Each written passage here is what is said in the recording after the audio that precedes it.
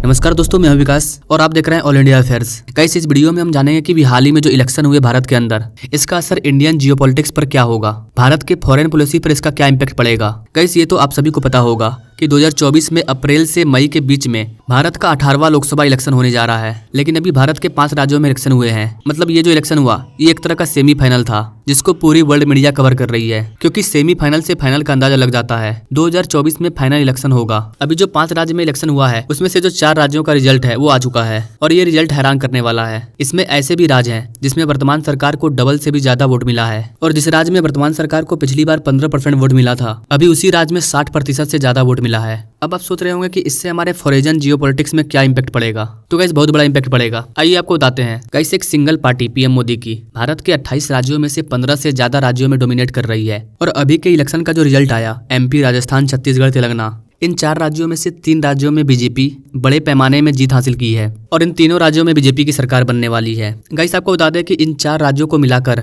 16 करोड़ से ज्यादा लोगों ने पार्टिसिपेट किया था, जिसमें से 10 करोड़ से ज्यादा लोगों का वोट बीजेपी को है। मिजोरम में भी चुनाव हुआ था, जिसका रिजल्ट आज यानी 4 दिसंबर को आने वाला है। और जहां तक मुझे लगता है कि मिजोरम में जो वहाँ की जो लोकल पार्टी है वही जीतेगी, ना वहाँ बीजेपी आएगी ना कांग्रेस आएगी। लेकिन मिजोरम का उतना जनसंख्या है भी नहीं। यहाँ पर जो मेन राज था, बड़ा राज, राजस्थान, मध्य प्रदेश, छत्तीसगढ़, तेलंगाना, इन राज्यों में से 3 राज्यों में बीजेपी आ चुकी है, यानी कि प्राइम मिनिस्टर मोदी आ चुके हैं। और गाइस, आपको बता दें कि ज्यादातर जो वोट मिले हैं वो राज्य सरकार को देखकर नहीं, पीएम मोदी के चेहरे को देखकर वोट मिला है, क्योंकि आज के टाइम में मोदी पूरे भारत के लोगों के प्रिय बन चुके हैं। नाउ आप इस मैप के जरिए देख सकते हैं, ये जो भगवा कलर दिख रहा है ये बीजेपी है, ब्लू वाला कांग्रेस है जो कि 2-3 स्टेट में ही है, ये वहाँ के लोकल रीजनल पार्टी है। इस मैप में सबसे खास ये है कि बीजेपी जहाँ भी जीती है उसके आसपास के जितने राज्य हैं, सारे राज्यों में बीजेपी जीत चुकी है। मतलब उनसे सटा हुआ कोई ऐसा राज्य नहीं है जहां पर किसी दूसरी पार्टी की सरकार हो। कुल मिलाकर देखा जाए तो भारत के आधे से ज्यादा एरिया पर बीजेपी का कब्जा है, बीजेपी की सरकार है, हर घर में मोदी है। और गाइस, इसका एक बहुत बड़ा फायदा है राज्य के लोगों को, क्योंकि इससे राज्य का जो विकास है वो ज्यादा होता है। क्योंकि अगर दोनों राज्य में एक ही पार्टी की सरकार है तो वहाँ का जो रिलेशनशिप होगा, वहाँ का जो मत होगा वो सेम होगा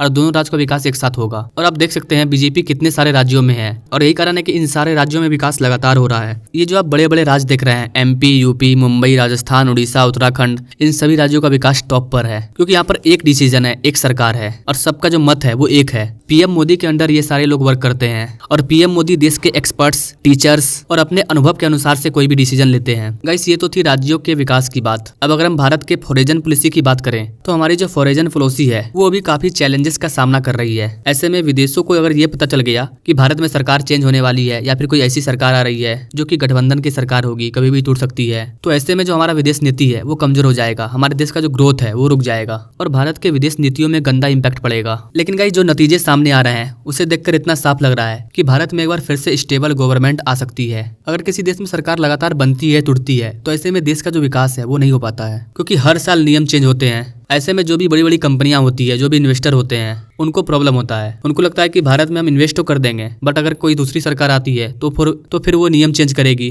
जिससे हमें नुकसान भी हो सकता है। तो एक स्टेबल गवर्नमेंट का होना बहुत ही जरूरी है। अभी जो भारत की जो फॉरेन पॉलिसी है वो काफी चैलेंजेस का सामना कर रही है। अभी आपने सुना होगा कि कनाडा के बाद यूएसए भी ये चीज दावा कर रहा है कि उन्होंने इंडियन इंटेलिजेंस को पकड़ा है, जो कि अमेरिका के धरती पर पन्नू को मारने की कोशिश कर रहा था। तो ये जो इशू है ये यूएसए और इंडिया के बीच के रिलेशनशिप पर सवाल उठाता है। इसके अलावा कनाडा में भी सेम प्रॉब्लम है, खलिस्तानियों का मुद्दा, वही पन्नू वाला। इसके अलावा इंडो पैसिफिक में एक मेंटेन स्टेबिलिटी करना बहुत ही जरूरी है। ऐसे में अगर सरकार चेंज होती है तो ये स्टेबिलिटी नहीं आएगी। अच्छा, इसके अलावा हमारा जो पड़ोसी देश है पाकिस्तान, ये तो और खुश होगा। ये तो चाह रहा है कि भारत में सरकार चेंज हो और कोई ऐसी सरकार आए जो जम्मू कश्मीर से धारा 370 हटा दे। इसके अलावा जितने भी बड़े बड़े इन्वेस्टर हैं, जैसे कि एलोन मस्क भी टेस्ला को भारत में लॉन्च करने से रुके हुए हैं। वो भी इलेक्शन का वेट कर रहे हैं। अगर कोई नई सरकार आती है तो हो सकता है वो अलग नियम लाए जिससे मुझे ज्यादा फायदा हो, या फिर मैं कहीं टेस्ला को भारत में लॉन्च करके फंस ना जाऊं। तो कुल मिलाकर देखा जाए तो भारत में ये जो इलेक्शन हुआ, इसे पूरी वर्ल्ड मीडिया कवर कर रही थी, क्योंकि इस डाटा से पता चल जाएगा कि 2024 में किसकी सरकार बनेगी। और जितने भी बड़ी कंपनियां हैं, जो बड़े बड़े इन्वेस्टर हैं,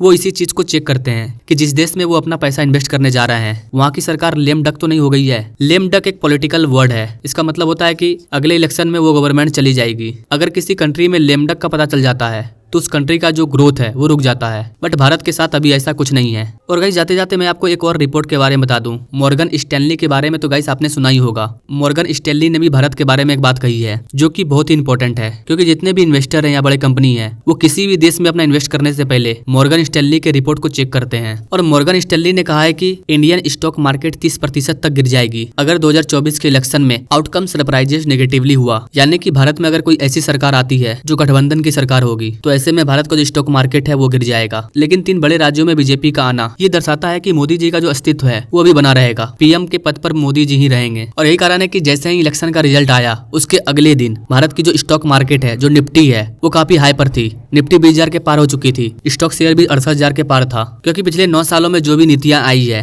उन पर लोगों ने काफी अपना इन्वेस्ट किया है। और जैसे ही लोगों को लगा कि नहीं यही सरकार रहेगी तो उन्होंने अपना इन्वेस्ट को बढ़ा दिया। और आज जैसे ही मार्केट खुला, मार्केट हाई पर चल गया। तो गाइस अब मैं आपसे जानना चाहता हूँ, आप प्राइम मिनिस्टर के पद पर किसको देखना चाहेंगे? आपको क्या लगता है कौन सी सरकार आपके लिए बेहतर है? और क्या अगर सेंटर में अगर सरकार चेंज होती है तो इसका जियोपॉलिटिक्स में क्या बदलाव देखने को मिलेगा? क्या भारत का ग्रोथ रुक जाएगा या भारत लगातार ऐसे ही ग्रो करता रहेगा? आपका जो भी राय हो आप उसे कमेंट बॉक्स में जरूर दीजिएगा। और ऐसे लेटेस्ट अपडेट के बारे में जानने के लिए हमारे चैनल से जरूर जुड़िएगा। Now thank you for watching. मिलते हैं अगली वीडियो में एक नई जानकारी के साथ। तब तक के लिए जय हिंद।